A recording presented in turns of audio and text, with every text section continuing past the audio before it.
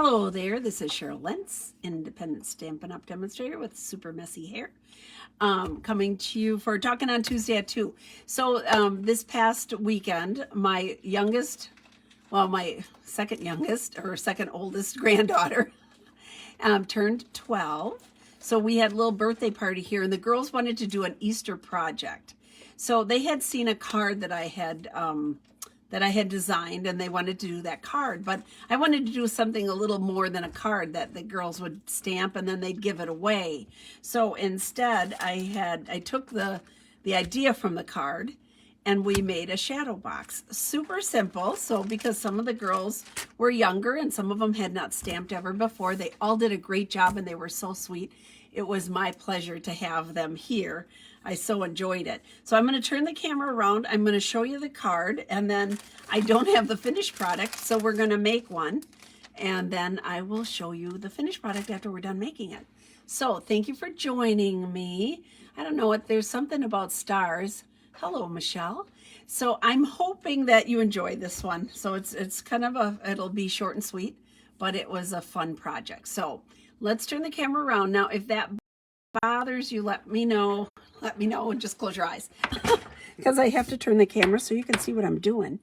So we're going to travel to my desktop here. There we go. So I have to do a little bit of embossing with the embossing folder. This is the card. So this is the card that they really liked, and I used that an embossing folder and then brushed it so you can kind of see the texture on there. See that? It's kind of cool looking. Makes it look like rock. So, and the girls were all, and I started explaining, and they were like, oh, it's the stone that's rolled away. They totally knew all about it. So it was kind of fun. So this was the card that they had seen. But I wanted to put that into the form of a shadow box. So just this part, right? So this is what I did. I have all these pieces cut. I happen to have bright yellow 9x9 shadow boxes at my fingertips here. And so I thought, what would be more perfect than using this beautiful paper? And I have the nice colors. So this is Daffodil Delight behind it. And this is the Flowering Fields paper. So pretty. I've used it so much. But I like this nice tight design. And then I used Blackberry Bliss with a 9x9. So I was lucky that I had 12x12 cardstock for the Daffodil Delight. So most of all, I mean, starting, we were gluing a lot together, which was very interesting if you haven't used green glue. So we had a lot of glue, but it was going into a shadow box. And the nice thing about the green glue is that you can wiggle things around and it dries clear.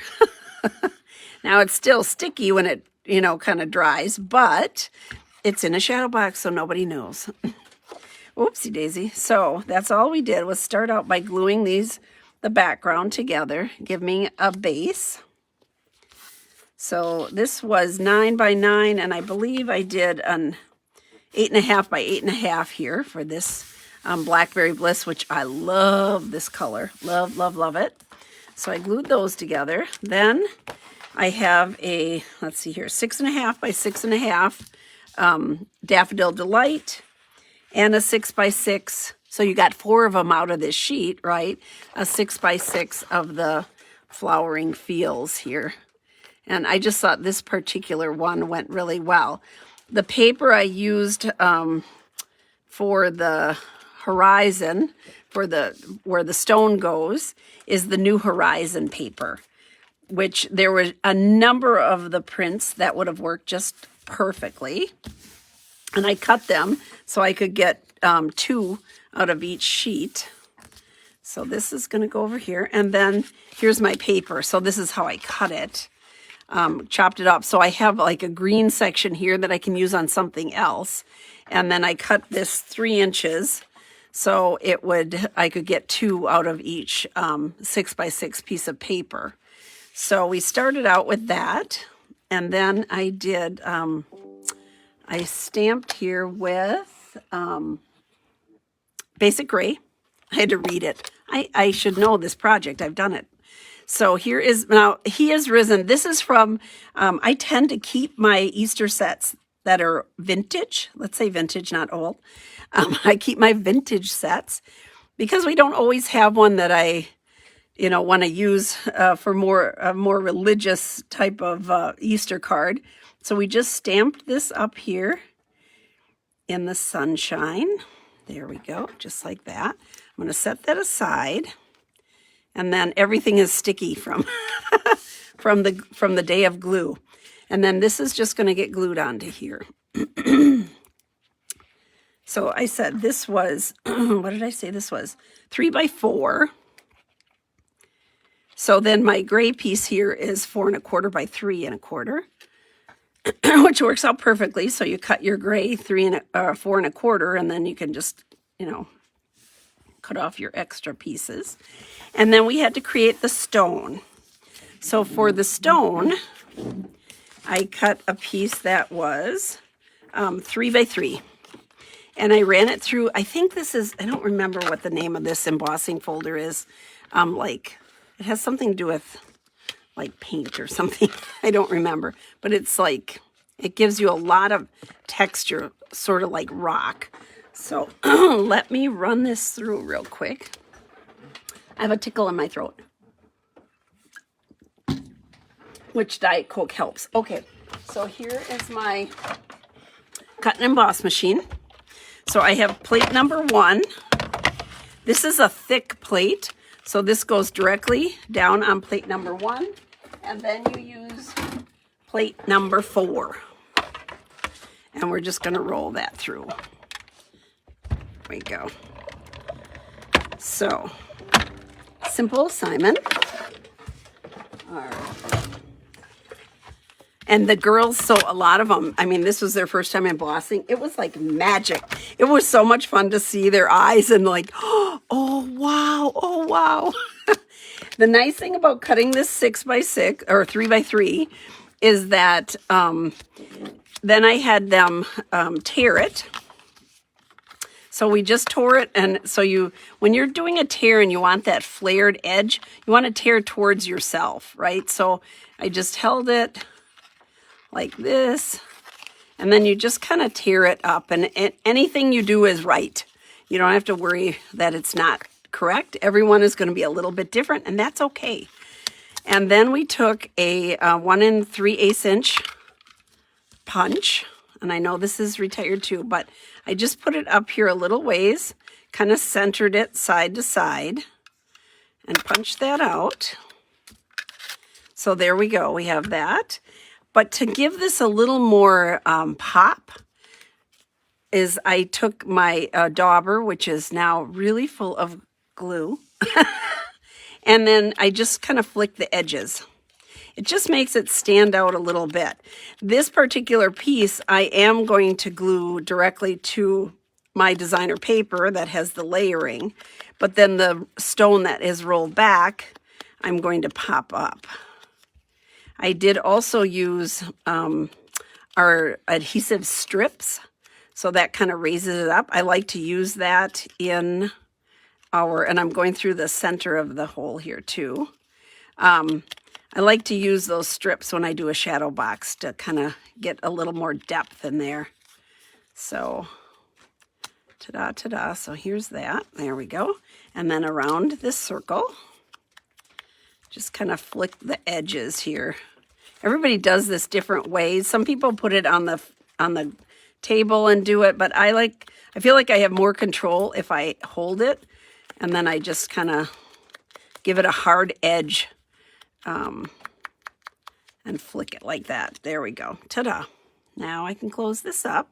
So you can see very little stamping, but they got to emboss. They got to do a little bit of stamping. Just putting things together, piecing things can be challenging.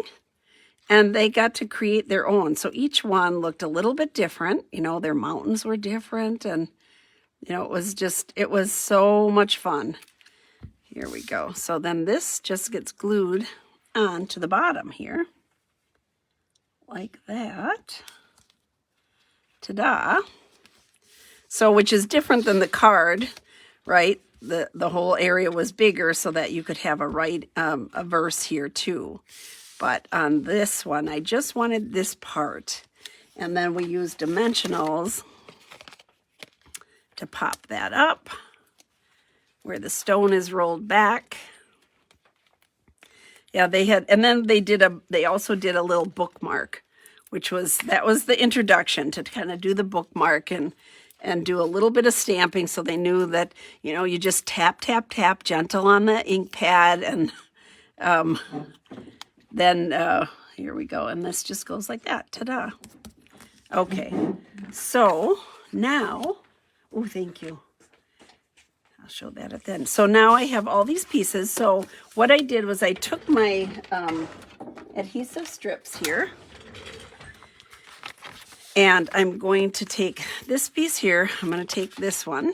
So if you haven't used these, they're easy to use, really fun. You can go into circles. You can have them all go different shapes. But I just went along the edge here and set that down. I cut off each piece and then I put another one here because I wanted it held up well. So here's another one, and I'm just going to go like this.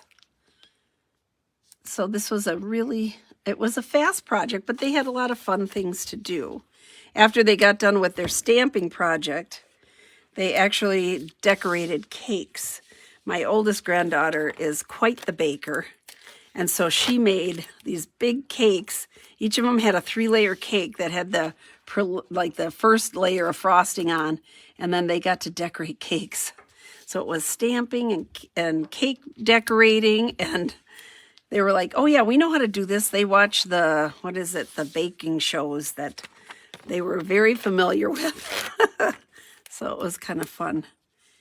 Everybody did a great job. And then they watched a movie, so it was a full day. Kind of the wind down with the movie here.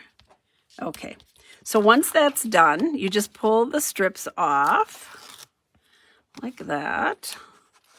No right or wrong. I just like to have enough on so that it doesn't, it's going to hold up when it's sitting there.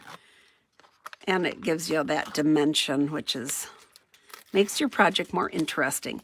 I thought we could have done some bling, but we did a lot of bling on the, okay, I got them all off. We did a lot of bling on the bookmark. So I just kind of left it simple. So then you're just going to center this. Hopefully I'm getting it centered. Center that there. And look at how it makes these colors pop out. Love that. So there we go. And then again, I put more of the strips on this smaller piece. And we're almost done. It doesn't take very long. But it was fun. And I loved that they wanted to do an Easter project. I thought that was really cool. So there we go. Put this one here. And then when you're doing these, don't forget to use the ends and the sides, just like the dimensionals. All that is usable. So you don't want to leave any piece out. Use it all. You paid for it, use it. Here we go. There. Okay. So again, you just pull off the paper tape. So any card that, if you have a card that really speaks to you, or you have it's what you needed to read today. This is a great way, the shadow boxes. I had a bunch of them here. And it was a great way just to do something that's permanent. Now, I did one project with one of my grandsons. And then this is just going to go here. Hopefully I have it pretty much in the center. I did one project with one of my grandsons that this whole part was Velcro. So you could pull that off and put another, so you could change it for seasons or whatever you wanted to do. But, so here is the finished product. And then I took my shadow box here. I had already opened it up. And this just lays right inside. Simple. Pretty close to the Daffodil Delight. And then I'll turn it around here. I just have to close these up. Ta-da, ta-da. Now I'll have one for my house too. There we go. Okay. And then, ta-da! There's the project. I'm trying to get it so you don't see all the light in it. But it was really pretty. The yellow just brings out this yellow, and it makes it nice and bright. Hi, Linda. Makes it nice and bright and fun. So that was the project. That was the big project. Here was their bookmark. So I used Just Jade because I had this great Just Jade gingham ribbon. Who doesn't love gingham? We all do. And then we used the Magenta Madness. Nice bright pink. And then I had all these rhinestones that they could just doll it up with. So kind of a fun project for 12-year-olds. There you go. Some of the girls were younger and some were a little bit older, I think, but not much. So they did it easily.